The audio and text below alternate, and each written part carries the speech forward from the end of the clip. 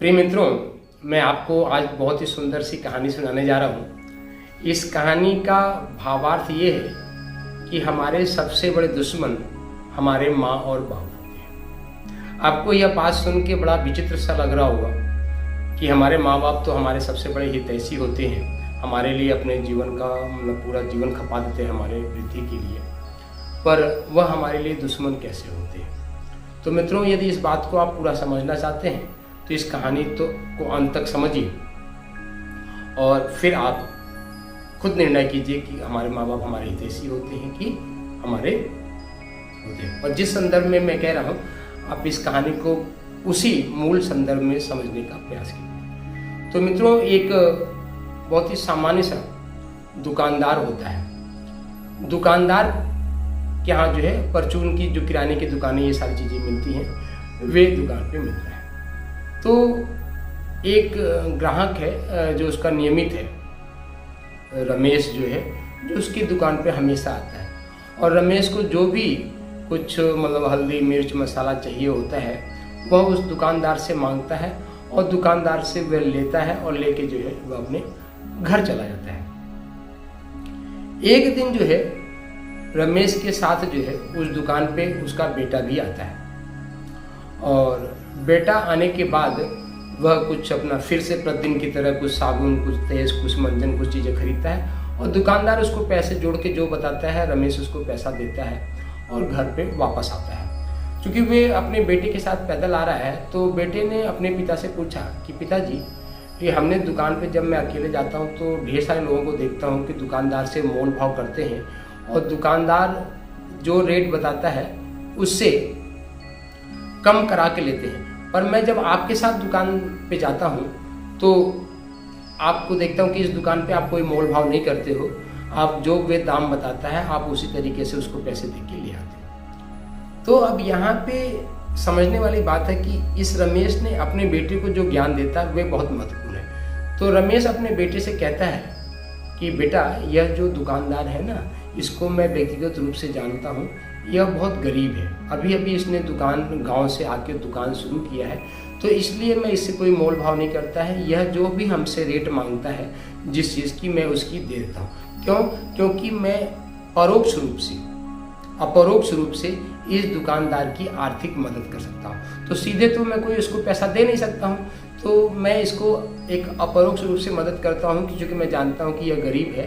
तो जो भी कुछ ये हमको किसी भी चीज़ का, साबुन, तेल, मंजन का, हल्दी मिर्च मसाला का जो भी कीमत बताता है वह हम इसको पैसे देते हैं और हम इसकी मदद करना चाहते हैं और हम उस सामान को लेके चले आते हैं। क्योंकि तो उसके पिताजी ने, रमेश के पिताजी ने अपने बच्चों को लोगों की मदद करने का भाव और ज्ञान दिया। दूसरा, एक दिन होता क्या है कि जैसे ही रमेश उस दुकान पे पहुंचता है, दुकानदार होता है, तो उस दिन उस दुकानदार का बेटा भी जो है दुकान में उपस्थित रहता है। रमेश फिर भी अपनी दैनिक दिनचर्या की सामान की पूरी एक लिस्ट बताता है और वो दुकानदार रमेश को वह सामान जोड़ के, पैसे जोड़ के और दे देता है। रमेश पैसे देता है और पैसे देके वापस आ जाता है। उस दिन उस दुकानदार के बेटे ने अपने पिताजी से पूछा, पिताजी, मैं कई बार आपकी दुकान पे खड़ा होता हूँ, मैं देखता हूँ कि दूसरे ग्राहक लोग आते हैं तो वे आपसे बहुत प्रकार के मोल भाव करते हैं और उनसे भी किसी भी सामान की कीमत आप कम बताते हो, उसके बावजूद भी वह सस्ता करा के आपसे ले जाते हैं। जबकि यह रमेश अंकल आते हैं, रमेश अंकल आपके यहाँ से नियमित सामान ले जाते हैं, पर आप इनको अन्य लोगों से जो है हर सामान की कीमत ज़्यादा बताते हैं। तो आप ऐसा क्यों करते हैं? और ये हमारे जबकि हमारे ये नियमित ग्राहक हमारी दुकान पर नियमित आते हैं। तो अब यहाँ पे वह दुकानदार अपने बेटे को जो ज्ञान देता है, यह समझने वाली बात है। तो वह दुकानदार अपने बेटे से कहता है कि बेटा, तुम नहीं जानते हो, जो रमेश अंकल है ना, ये मूर्ख टाइप का आदमी है, ये हमारे से कभी मोल भाव करता नहीं है। यदि हम किसी चीज़ का दाम ज़्यादा भी बता देते हैं, यहाँ तक दुगना ही बता देते हैं, तो यह हमारे से बिना जो है मोल भाव किए हमारे से सामान ले जाते हैं। तो यह मूर्ख टाइप के आदमी है।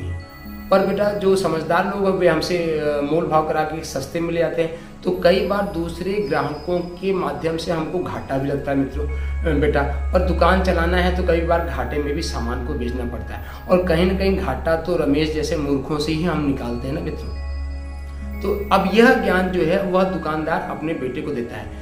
अब आप देखिए कि दो बाप हैं यहाँ पे और 2 बेटे हैं। दोनों पिता जो है अपने बेटे को एक डिफरेंट शिक्षा देते हैं। एक व्यक्ति अपने बेटे को यह शिक्षा देता है कि दूसरों की मदद करना चाहिए। वे जानते हैं, रमेश भी जानते हैं कि यह व्यक्ति हमारे को सामान कुछ महंगा देता है, पर फिर भी उसकी मदद करने के लिए जो है वे दंड भी भागी दे रहे हैं। दूसरी तरफ जो दुकानदार है वे अपने बेटे को यह शिक्षा दे रही है कि अरे ये रमेश तो मूर्ख है, लेकिन वास्तव में रमेश मूर्ख नहीं है। रमेश तो उस दुकानदार की मदद करने के लिए, पर ऐसी जो है दुर्बुद्धि जो है वह दुकानदार अपने बेटे के मन में भरता है। तो आप सोचिए कि वह दुकानदार जो है अपने बेटे के लिए शुभ चिंतक रहा कि है। तो यहाँ पे दुकानदार अपने बेटे को गलत शिक्षा देता है, जबकि रमेश अपने बेटे को सही शिक्षा दे रहा, दूसरों को मदद करने की शिक्षा दे रहा। तो मैं दुकानदार जैसे गार्जियंस को ये कहता है कि ये ऐसे माँ बाप हमारे जीवन के सबसे बड़े दुश्मन हैं, जो हमको दुर्बुद्धि की शिक्षा हमारे घर में देते हैं। मित्रों, हम बताएं कि हमारा बेटा, हमारी बेटी, हम जो उसकी अच्छी ज्ञान देते हैं वह नहीं सीखता। हम जो अपने जीवन में करते हैं वही हमारे बेटे सीखते हैं, हमारी बेटियां सीखती हैं। आज हमने घरों में देखा है कि ढेर सारी चुगली है, लोगों की निंदा है, लोगों की छल कपट है, लोगों से झूठ सच बोलने की बात, ये सारी बातें हम अपने बच्चों के सामने करते रहते हैं और बच्चे वही सुनते हैं। तो मित्रों, जैसा आप स्वयं दूसरों के साथ व्यवहार करते हो, कल आपके बच्चे वैसा ही व्यवहार आपके साथ करते हैं। आप ये सोचो कि हमारे बेटे हम दूसरों के साथ अच्छा व्यवहार नहीं कर रहे हैं, पर हमारे बेटे हमारे साथ अच्छा व्यवहार करेंगे, तो मित्रों यह कभी और कभी संभव नहीं है। क्यों? क्योंकि बच्चों को जो आप सिखाते हो वे बच्चे कभी नहीं सीखते हैं। बच्चे अनुकरण करते हैं। आप जैसा करते हो आपके बच्चे वैसा ही अनुकरण करते हैं। यदि आप लोगों से हमेशा झूठ और सच बोलते रहते हो, तो आज आपका बच्चा दूसरों से तो झूठ और सच बोलेगा और कहीं ना कहीं कल आपसे भी झूठ और सच बोलने लगेगा। तो मित्रों, यह एक पूरा सीरीज हमने प्रारंभ किया है, तो यह कहानी समझता हूँ कि आपको पसंद आया होगा। इसी तरीके की ढेर सारी कहानियाँ कि हमारे माँ बाप सबसे बड़े दुश्मन, इस तरीके की कहानियाँ हम प्रतिदिन एक अपलोड करेंगे और हमको उम्मीद है कि आपको यह पसंद आएगा। यदि इसमें कुछ सुझाव आप देना चाहते हैं तो कमेंट्स बॉक्स में आप सुझाव दे सकते हैं। आपके सुझाव का हम स्वागत करेंगे। ऐसी कोई कहानियाँ आपके पास है, आपके साथ बीती हुई चीज़ें हैं, तो आप हमको कमेंट्स बॉक्स में लिखो। इस YouTube के माध्यम से हम उसको भी प्रस्तुत करेंगे। तो मित्रों, आप सभी जानते हैं कि हमारा संकल्प है उठो धरा के वीर सपूतो धरती स्वर्ग बनाना है। तो इसी संकल्पना के साथ आज इस वीडियो को लाइक, शेयर और सब्सक्राइब करके बेल आइकन जरूर दबाएं, ताकि आपको नियमित कहानियाँ सुनने को मिलते रहे। इसी के साथ शक्ति शंभू, जय श्री राम, शक्ति शंभू, जय।